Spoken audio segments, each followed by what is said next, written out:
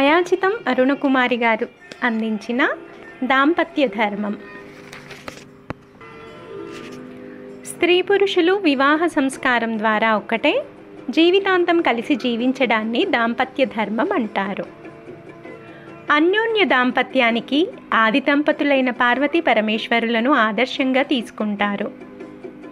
వీరిద్దరూ అర్ధనారీశ్వరులై కనబడతారు. ఆ రూపానికి అర్థం భార్యాభర్తలు ఒకరినొకరు విడదీయలేని బంధంతో కలిసి ఉండాలనే సందేశాన్ని లోకానికి ఇవ్వడమే. వివాహ సమయంలో నూతన వధూవరులతో అగ్నిసాక్షిగా కొన్ని ప్రమాణాలు చేయిస్తారు పెద్దలు. వాటిలో ప్రధానమైన ప్రతిజ్ఞ, నిత్యం ఏ పవిత్ర కర్మ చేసినా ఇద్దరం కలిసి చేస్తామని, ధన సంపాదన విషయంలో కలిసికట్టుగా ధర్మబద్ధంగా పనులు నిర్వహిస్తామని, కోరికల విషయంలో ఒకరికి తెలియకుండా మరొకరు ఎలాంటి హద్దులు మీరకుండా ఉంటామని వధూవరులిద్దరూ ప్రమాణం చేస్తారు. ఇది ఆదర్శ దాంపత్య జీవనంలో కీలకం.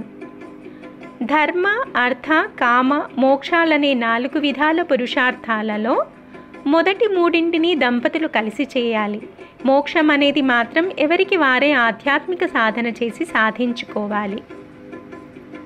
వివాహ ఘట్టంలో పురోహితుడు నూతన వరుడి ముందు నాయనా ధర్మేచ అనగా ధార్మిక విషయాలలో, అర్థేచ అనగా ఆర్థిక విషయాలలో, కామేచ కామ విషయాలలో, త్వయా నువ్వు, ఏష ఈ నూతన వధువును చితిచరితవ్య అతిక్రమించి నడుచుకోరాదు అని ప్రతిజ్ఞను చదువుతాడు.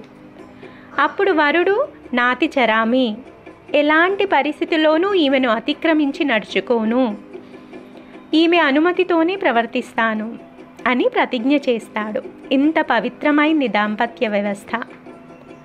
ఆలుమగల ధార్మిక జీవనం వారి ఆనందాలకు మూలమవుతుంది. ధర్మాన్ని ఎవరు అతిక్రమించినా అగచాట్లు తప్పవు.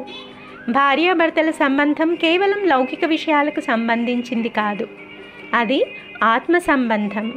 మానవాళి మనుగడకు కూడా అది ఉపయోగపడుతుంది.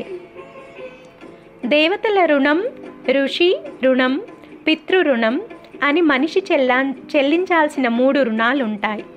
వీటిల్లో ఒక్క ఋషి రుణం మాత్రమే పురుషుడు బ్రహ్మచారిగా లేదా సన్యాసిగా తీర్చుకోగలడు. కానీ మిగిలిన 2ంటికి భార్య సహకారం అవసరం. భార్య పక్కన ఉంటేనే యజ్ఞయాగాదులు చేయడానికి అర్హత లభిస్తుంది.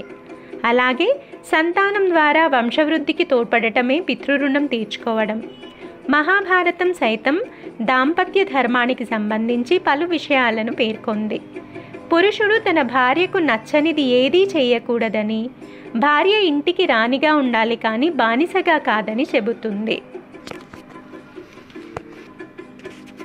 ఇంతటి గొప్ప వివాహ వ్యవస్థలో నేడు కొన్ని అపశృతులు వినబడటం శోచనీయం. ఒకరితో ఒకరు పంతాలకు పట్టింపులకు పోయి కుటుంబంలో అశాంతిని కొని తెచ్చుకుంటున్నారు. చివరికి బలవన్మరణాల దాకా వైషమ్యాలు పెరిగిపోవడం సమాజానికి మంచిది కాదు. కుటుంబాలు బాగుంటేనే సమాజం బాగుంటుంది. సమాజం బాగున్నప్పుడే అన్ని విధాల ప్రగతి సాధ్యం. స్త్రీ పురుషులు ఈ సత్యాన్ని గమనించి తమ తమ హద్దులు దాటకుండా జీవితాలను కొనసాగిస్తే అందరికీ ఆనందమే.